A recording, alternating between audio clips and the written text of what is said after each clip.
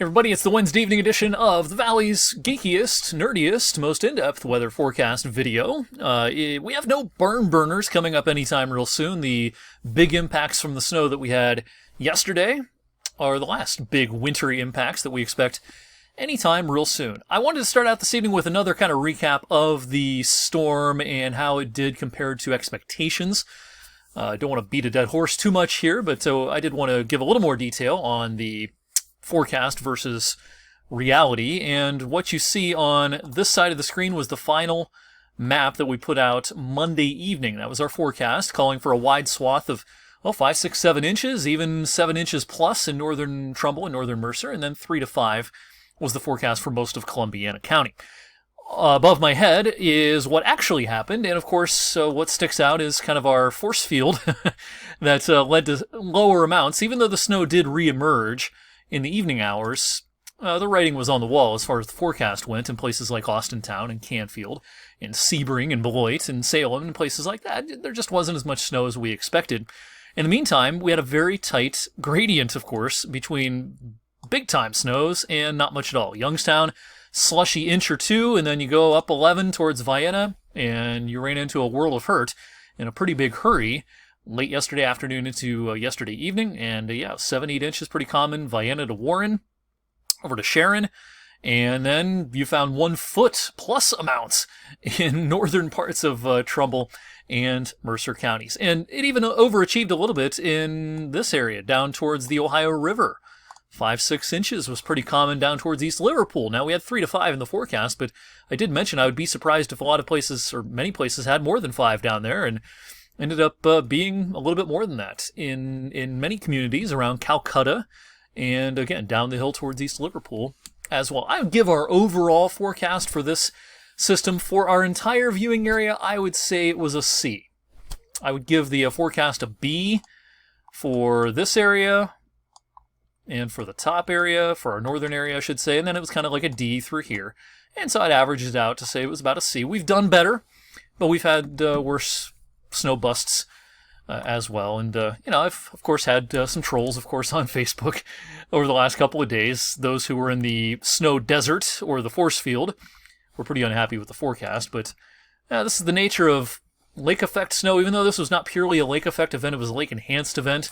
And you're going to have surprises a lot of times when Lake Erie gets involved. Now, at the airport yesterday, we had 7.7 inches of snow, making it the snowiest calendar day in 4 years. It's been since December 2016 since we've had that much snow in one calendar day at the Youngstown Warren Airport. All right, wanted to step back even further in time into November and do a quick recap. So since we didn't get to do this last evening since we were in winter storm mode, November was warm, of course. In fact, it ended up being the 4th warmest on record. Look at all these recent Novembers. 2001, 2015, 2020, 2009. 5 of the...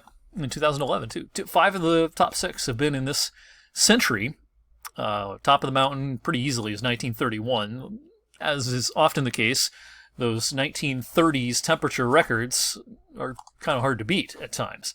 But certainly we've had some balmy Novembers at times. We've also had some cold Novembers over the last handful of years. It's been kind of feast or famine in November. It almost is always very mild or quite cold and hardly ever near average, it seems like, in November. During the last decade or even 2.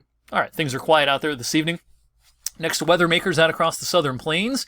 This will eventually make the turn up the eastern seaboard and make for some interesting forecasts in the northeast and the mid-Atlantic, but I think it's going to be a miss for us. Tomorrow, a veil of high clouds will thicken, and it'll just end up being a fairly cloudy afternoon, but uneventful otherwise.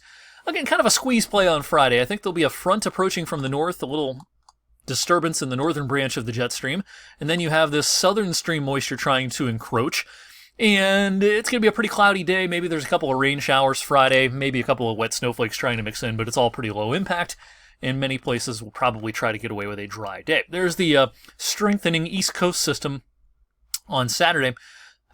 Pardon me. This could be a pretty big snow event for the Catskills, the Green and White Mountains, maybe even closer to the coast. Real interesting forecasts for meteorologists in places like Boston and even New York City this weekend. Back here at home, we're going to start a pretty cloudy period. I hope you enjoyed that vitamin D that we got today. We're not going to see much sun in the coming days. Clouds increase tomorrow. A lot of clouds Friday. A lot of clouds over the weekend. Maybe a couple of flurries over the weekend. A lot of the time it'll just be kind of cloudy and uneventful. And mostly cloudy skies will continue into next week. December, January, our cloudiest time of the year. So it's no surprise that most of the next week will be fairly cloudy. This is the longer range outlook. It's not often you see a Climate Prediction Center outlook with this much kind of neutral shading on it. Really nowhere across the lower 48 expected to be appreciably warmer than average in the longer range. Kind of a nondescript pattern. I'm expecting a lot of pretty typical December weather as we go into mid-month. And that does not mean it's going to be crazy cold, but it also doesn't mean it's likely to be very abnormally warm with any frequency.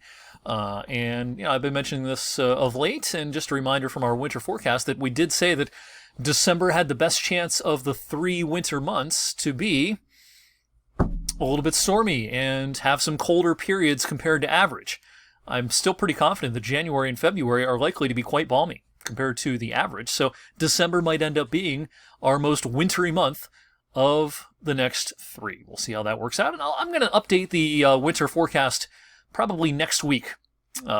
We often, after a month after the initial winter forecast is put out, we do a little update. So I'm going to look at the latest modeling and information and see if we need to make any adjustments to the winter forecast. And you can look for that next week on Weather for Weather Geeks and on 21 News at 6 and 11. Thank you as always for watching. I'll see you back here on Thursday.